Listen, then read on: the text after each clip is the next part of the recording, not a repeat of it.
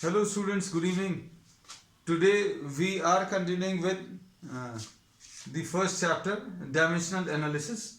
और dimensional analysis में we have discussed some concepts, we have discussed some dimensional formulas of some physical quantities और uses start कर दिया था. तो सबसे पहला use जो अभी हम लोगों ने लिया था उसी को आगे कंटिन्यू करेंगे. फर्स्ट यूज अभी हम लोगों ने लिया था to check the correctness of an equation, to check the correctness, और इसको ज्यादा अच्छे से अगर बोलें तो dimensional correctness of an equation. तो dimensional correctness of an equation अगर अभी हम लोगों को चेक करना है तो उसके लिए प्रिंसिपल ऑफ डायमेंशनल होमोजेनिटी का यूज करते हैं. प्रिंसिपल ऑफ डायमेंशनल होमोजेनिटी ये बोलता है कि अगर आपको कोई एक इक्वेशन दी हुई है ऐसी कुछ, तो इसमें ये तीन क्वांटिटीज इन्वॉल्व है, ए है, बी है और एक्स है. तो तीनों के डायमेंशन सेम होंगे क्योंकि एक जैसे डायमेंशन वाली क्वांटिटीज को ही अभी हम लोग ऐड कर सकते हैं. इसका एग्जांपल अभी हमने आपको ये दिया है कि suppose if you are adding 5 oranges to 3 oranges then the answer will be in oranges, मतलब 8 ऑरेंजेस आंसर आ जाएगा. तो ये दो को अगर ऐड करके तीसरी क्वांटिटी मिल रही है तो ये दोनों एक जैसी होनी चाहिए और आंसर जो आएगा वो भी वैसे ही रहेगा. हम लोग इसमें कभी भी ऐसा नहीं बोल सकते कि ऑरेंजेस 3 और 5 एप्पल्स, 3 ऑरेंजेस और 5 एप्पल्स को ऐड करके कुछ आंसर नहीं निकाल सकते.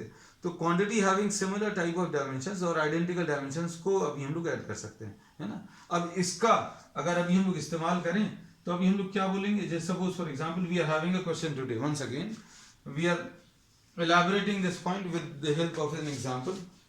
क्वेश्चन अभी हम लोगों को ये फोर्स, अब ये दिया है force F is given by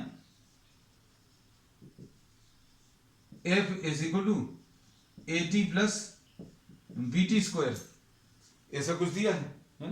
और इसमें इन्होंने बोला है where T is time, T इसमें टाइम है, फोर्स F है, फाइंड the dimensional formula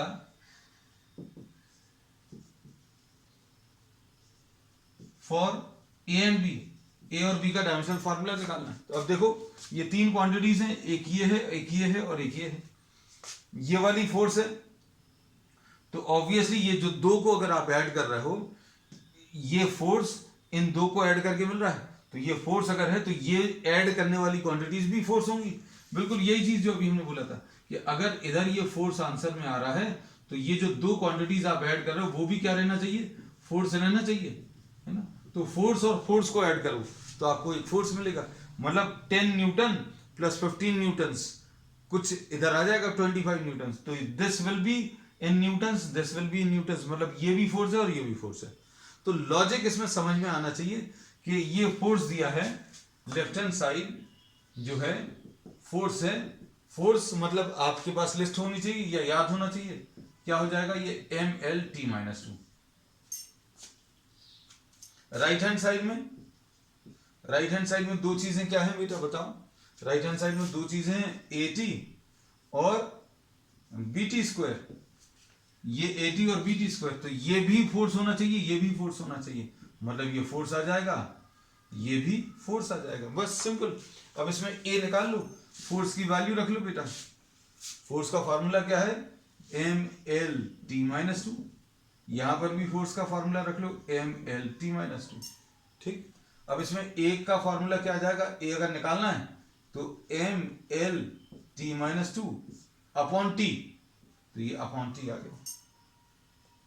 ठीक है, तो ये कितना आ जाएगा बेटा, ML, ये T-2 है और T के ऊपर 1 है, तो क्या आ जाएगा बेटा, ये T के ऊपर -2 और ये ऊपर जाकर -1 हो जाएगा, तो MLT-3 आ जाएगा. This will be the answer. अब ऐसे ही BT स्क्वायर, इसको सिंप्लीफाई करो, अगर B निकालना तो B कैसे मिलेगा बेटा, MLT-2 अपॉन क्या, T स्क्वायर. तो ये कितना आ जाएगा, आप देखो MLT-2 और ये ऊपर जाकर -2 हो जाएगा, तो ये कितना आ जाएगा, MLT-4. ठीक. तो इसमें अब हम लोगों को ये फोर्स है, ये भी फोर्स है और ये भी फोर्स है, इसका यूज करके हम लोगों ने AT को फोर्स के बराबर कर दिया और BT स्क्वायर को भी फोर्स के बराबर कर दिया, और इससे A और B का डायमेंशनल फॉर्मूला अभी हम लोगों ने निकाल लिया है ना। अब देखो बेटा, अब अच्छे से, अब एग्जाम्पल के लिए एक और क्वेश्चन अभी हम लोग ले रहे हैं।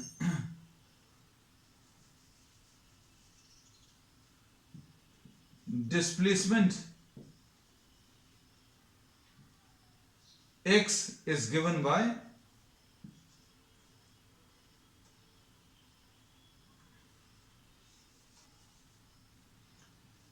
a plus bt plus ct square. Find the dimensional formula for a and b and c. Question बिल्कुल सिमिलर है। अब क्वेश्चन चेंज हो गया, क्वेश्चन नंबर 2 आ गया। इसमें डिस्प्लेसमेंट जो है उसका एक फार्मूला दिया हुआ। अब ये पता है कि डिस्प्लेसमेंट जो है वो x है, ये x अगर डिस्प्लेसमेंट है तो मतलब ये मीटर्स में आएगा। ये कितनी चीजों को ऐड करके मिल रहा है, x जो है इसको इसको और इसको ऐड करके मिल रहा है। तो अगर ये इसका आंसर मीटर में है तो ये जो 3 चीजें आप ऐड कर रहे हो ये भी मीटर में होंगी। मतलब अगर ये लेंथ है तो ये भी लेंथ होगा, ये भी लेंथ होगा और ये भी length. This is similar to what, कि भैया इधर आंसर अगर 50 ऑरेंजेस आ रहा है तो इधर कुछ नंबर ऑफ ऑरेंजेस होंगे, ये भी ऑरेंजेस होंगे, ये भी ऑरेंजेस होंगे। मतलब सेम चीजें ऐड कर सकते हैं। बस ये बार बार यही चीज यूज होनी है कि जो ऐड कर रहे हो, याद रखना, जो ऐड कर रहे हो वो चीजें एक जैसी होंगी और किसके बराबर होंगी, जो आंसर है। ये जो चीजें आप ऐड कर रहे हो ये तीनों एक ही टाइप की होंगी या एक ही प्रजाति की या एक ही स्पीशीज की होंगी, है ना। और तीनों जो ऐड कर रहा है वो किसके बराबर है, डिस्प्लेसमेंट के बराबर है। तो मतलब ये भी कोई मीटर होगा, ये भी कोई मीटर होगा, ये भी कोई मीटर होगा। मतलब अगर ये लेंथ है तो ये भी कोई लेंथ है, ये भी कोई लेंथ है और ये भी कोई लेंथ है। अगर 50 मीटर आंसर में आ रहा है तो ये कुछ मीटर्स होगा, मतलब लेंथ आएगी, प्लस कुछ मीटर्स होगा, ये भी कोई लेंथ आएगी, ये प्लस कुछ मीटर्स आएगा, ये भी कुछ लेंथ आएगी। अब ऐसा कभी नहीं होगा कि ये मीटर में आ रहा हो और ये सेकंड्स में आ रहा हो। मीटर और सेकंड को हम आपको ऐड करने को बोलें कि भैया ये पहला वाला नंबर 10 मीटर्स है और दूसरा वाला नंबर 15 सेकंड है, तो आप मना कर दोगे, है ना, कि भाई 10 मीटर और 15 सेकंड कैसे ऐड करोगे, नहीं ऐड कर सकते। So similar type of quantities can be added. तो अब देखो बेटा, अब हम इसको कर दे रहे हैं प्रॉब्लम को।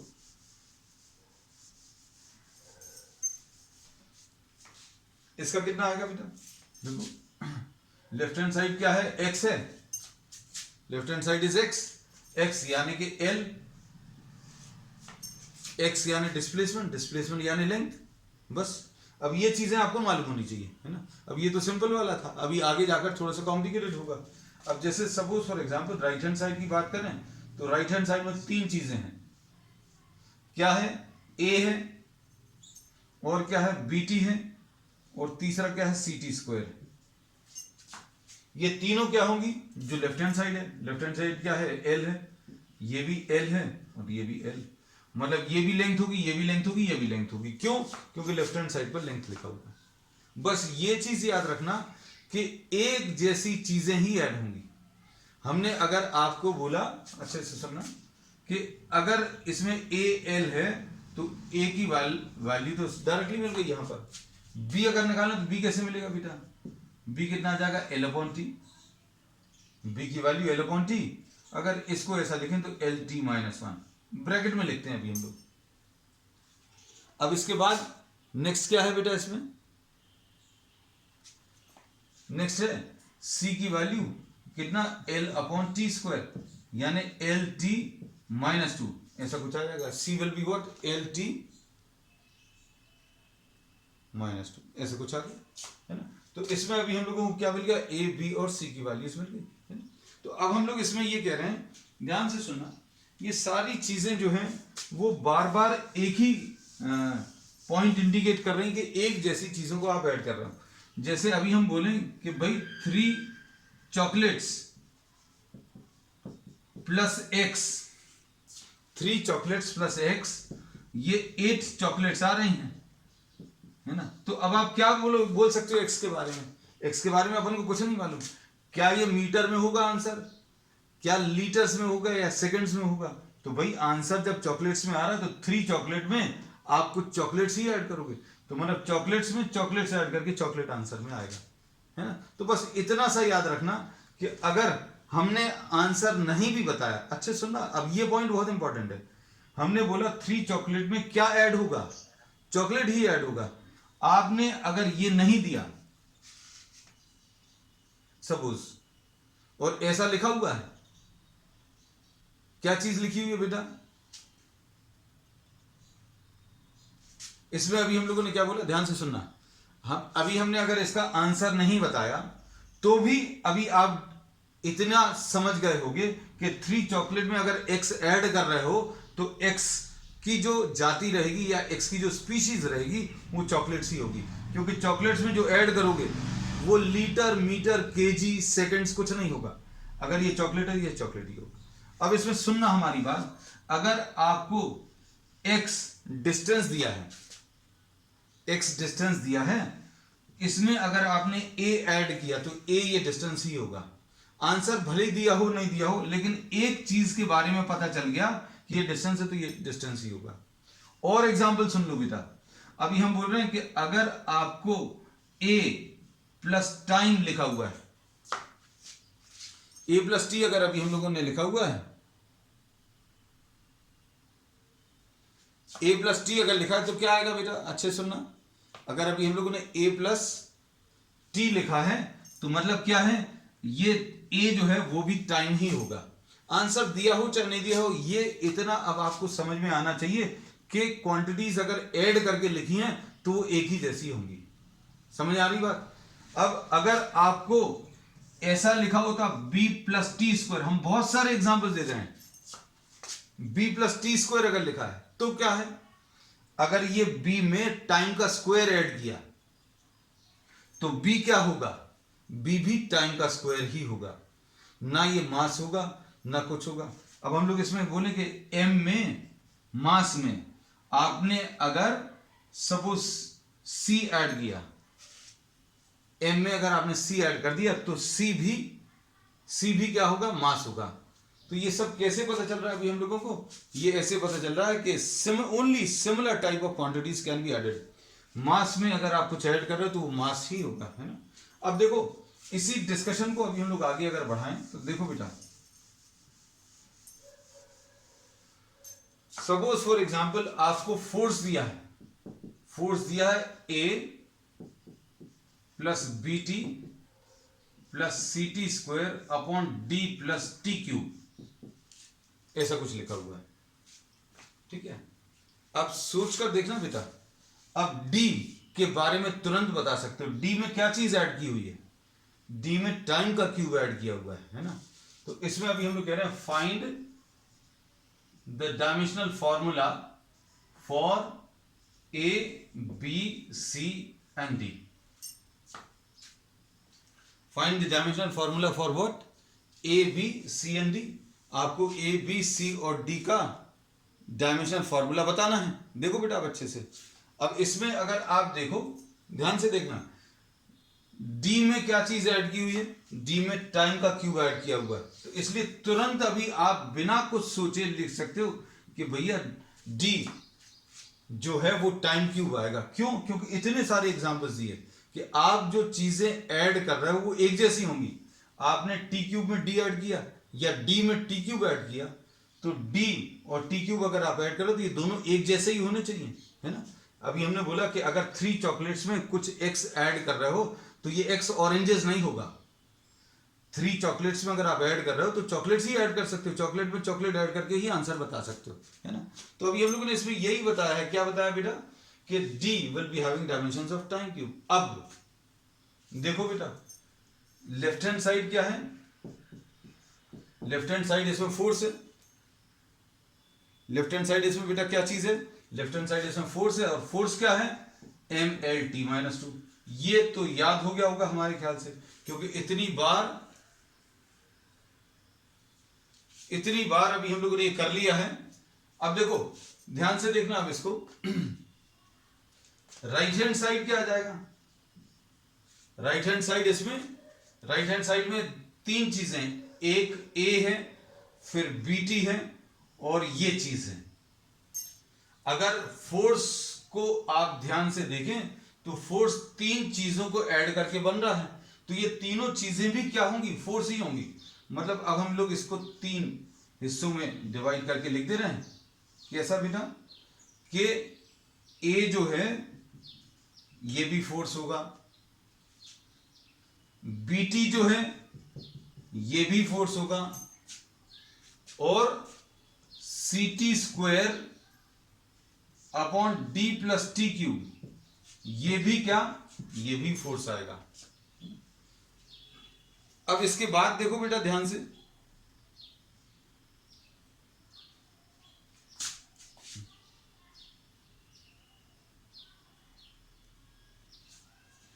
अब इसमें देखो बेटा, ए अगर फोर्स है तो ए का तो डायमेंशनल फॉर्मूला पता चल गया, M L T minus two, ऐसा कुछ आ गया।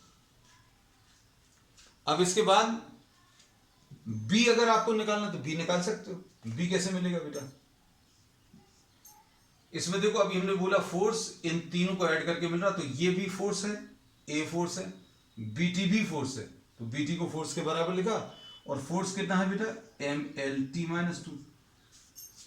अब क्या करोगे, बी निकाल लोगे इससे, इन दोनों से अभी आप बी निकाल सकते हो। बी कितना आएगा बेटा, अच्छे से देखना, सारी चीजें एकदम परफेक्टली क्लियर रहेंगी, बहुत ज्यादा मुश्किल नहीं है, बहुत कॉन्सेप्चुअली बहुत दिमाग वाला नहीं है। बी अगर आप निकालें तो बी कैसे मिलेगा बेटा, बी आ जाएगा M L T minus two, M L T minus two upon T, ऐसा कुछ आ गया। तो ये कितना आ जाएगा, B M L T minus two, और ये ऊपर चला जाएगा तो माइनस वन हो जाएगा, तो ये M L T minus three हो जाएगा।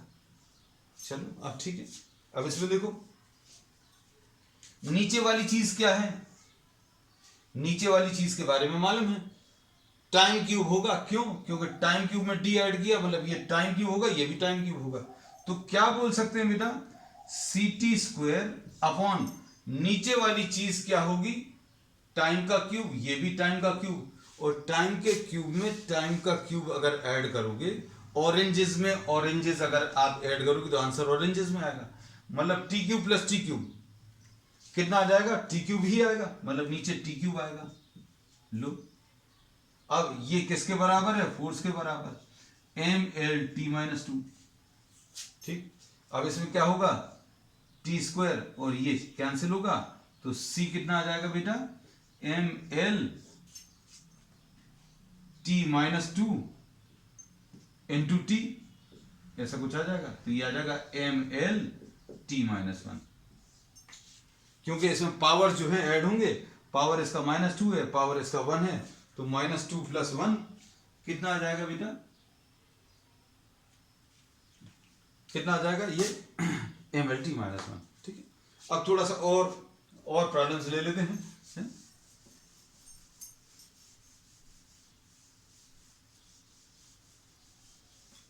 बहुत सारे क्वेश्चंस अभी आप करोगे तो आपको सारी चीजें अच्छे से क्लियर होती जाएंगी। अब देखो जैसे एफ की वैल्यू,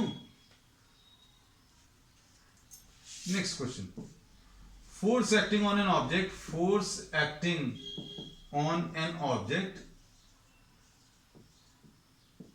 ये बहुत सिंपल है, इससे टफ अभी अपन लोग कर चुके हैं, is given by F is equal to K V square. Force acting on any object is given by F is equal to what, K V square. अब इसमें v इज द स्पीड, v स्पीड है, तो find the dimensional formula for, हम शॉर्ट में लिख देते हैं समय बचाने के लिए, find the dimensional formula for k। k का डायमेंशनल फॉर्मूला बताना। ये तो हमारे ख्याल से आज का सबसे ज्यादा सिंपल प्रॉब्लम है, जो जितने भी अभी हम लोगों ने इसमें किए थे उनमें, है ना। अब देखो बताओ बच्चों क्या आएगा इसमें, इसमें अगर आप देखें ध्यान से सुनना, के अगर आपको बताना है तो के कैसे मिलेगा, K will be equal to F divided by V square. Force का डायमेंशनल फॉर्मूला आपको मालूम होना चाहिए बच्चों, फोर्स का डायमेंशनल फॉर्मूला क्या है,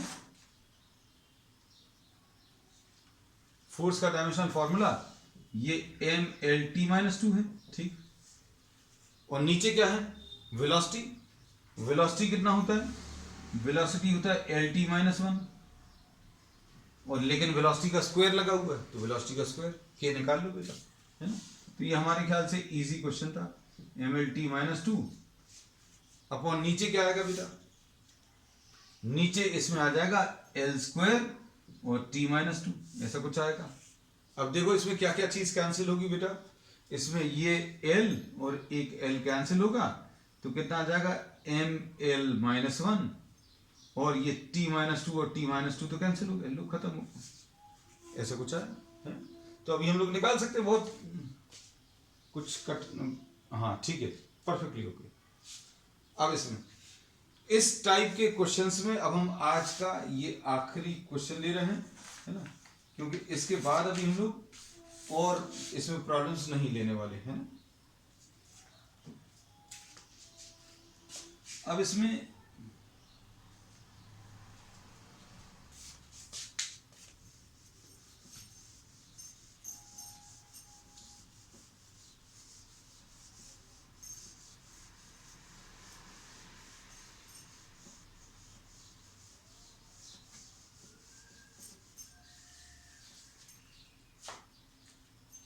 velocity v is given bye, हम क्वेश्चंस कुछ भी आपको फ्रेम करके दे देते हैं ताकि आपको प्रैक्टिस हो जाए। Velocity v is given bye, कैसे मिलेगा, velocity v is suppose at square या at plus bt square plus c upon d plus t, ऐसा कुछ। अब इसमें a b c और d के डायमेंशन निकालने, है ना। तो सबसे सिंपल जिसमें कोई कैलकुलेशन नहीं करना पड़ेगा, क्या कि d में क्या ऐड किया हुआ है, d में क्या ऐड किया हुआ, टाइम ऐड किया हुआ, तो d क्या है, सबसे ज्यादा आसान यही वाला है ना, जो अकेला नीचे है यहाँ पर। तो अब हम लोग बोलेंगे d में t ऐड किया हुआ है, तो मतलब d क्या आ जाएगा, d टाइम आ जाएगा, ठीक है। ये सबसे ज्यादा इजी है ना।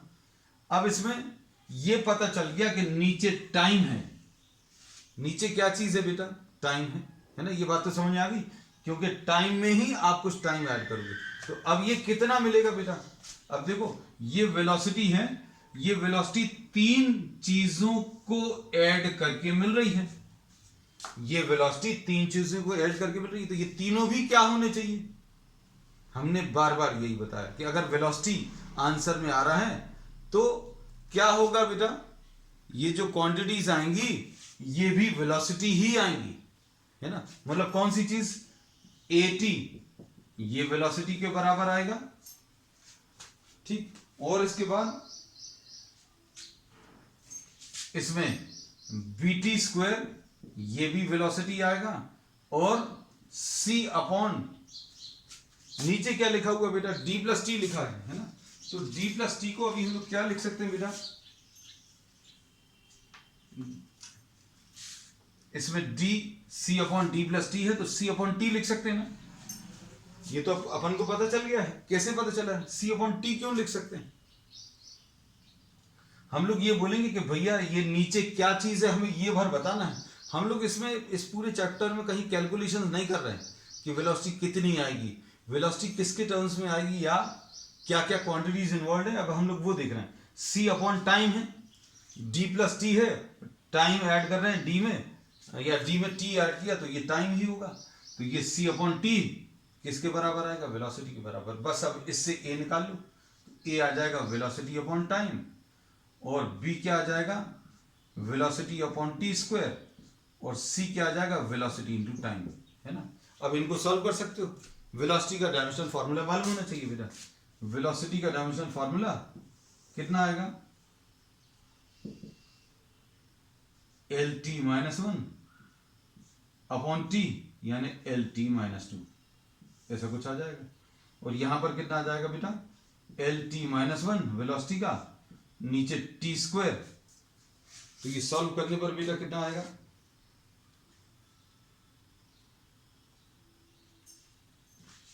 ये एल टी माइनस 1 माइनस 2 यानी L T to the power minus 3, ऐसा कुछ आ जाएगा।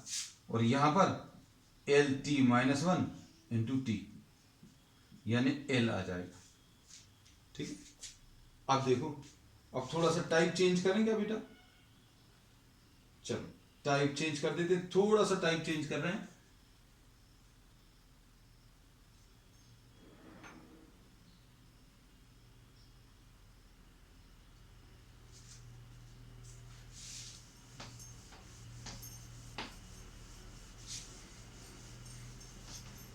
अब इसमें ध्यान से सुनना बेटा, कुछ चीजें और बता दें जो आपको यूज होने वाली हैं। साइन थीटा जो है, साइन थीटा या टेन थीटा या कॉस थीटा, ये डायमेंशनलेस होते हैं, मतलब इसमें कोई डायमेंशन नहीं होते। आप सोचकर बता सकते क्यों? क्योंकि इस चैप्टर का नाम क्या था, अपन लोगों ने पहली बार जब पढ़ा था, इसका नाम है ट्रिग्नोमेट्रिक रेशियो, है ना।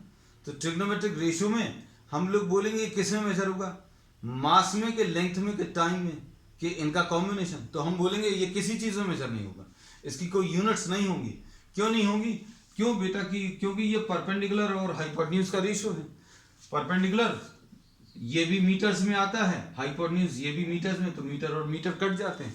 तो इसका नाम ही है इस चैप्टर का क्या, ट्रिग्नोमेट्रिक रेशियो। और पहली क्लास में अभी हमने यही बताया था कि अगर कोई रेशियोज दिए हुए हैं तो रेशियो का कोई डायमेंशनल फॉर्मूला नहीं होता। मतलब अगर आपको कहीं पर साइन थीटा दिख जाए तो तुरंत आप बिल्कुल आंख बंद करके का मतलब क्या रहता है, बिना सोचे समझे, है ना। मतलब ऐसा नहीं करना, नहीं तो कहना सर आपने बोला था आंख बंद करके।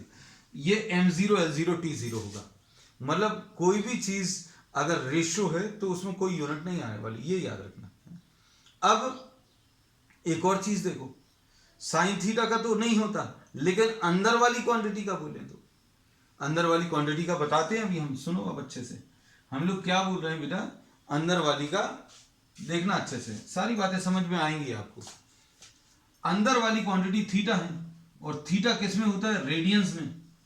हम लोगों ने 11th क्लास में अब ये पढ़ लिया कि थीटा जो है रेडियंस में होता है ना। और रेडियंस कैसे मेजर होता है, मान लो अगर भूल गए हो तो अभी हम बोलते हैं कि अगर कोई एंगल आपको रेडियंस में मेजर करना है, ये एंगल अगर आपको रेडियंस में मेजर करना है तो क्या करना पड़ेगा, आपको एक सर्कल ड्रॉ कर लो, कैसा भी, कितनी भी रेडियस का सर्कल ड्रॉ कर लो, है ना।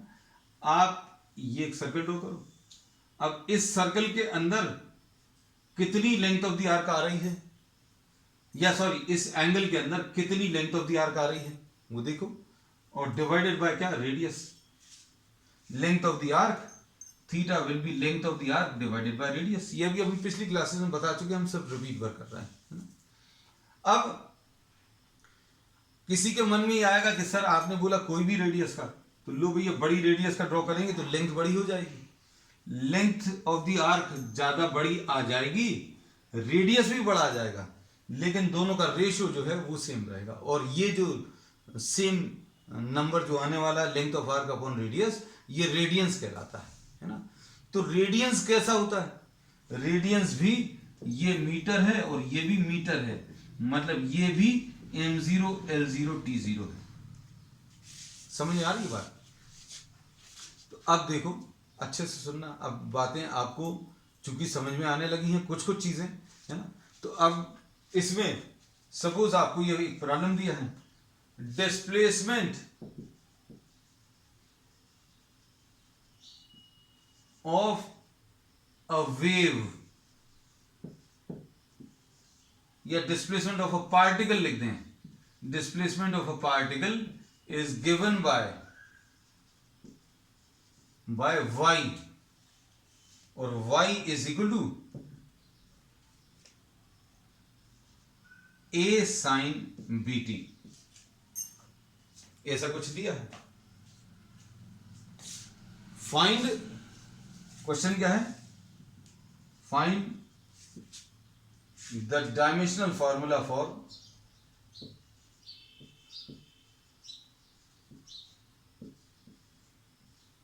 अब ये शायद तुम लोग बता पाओगे।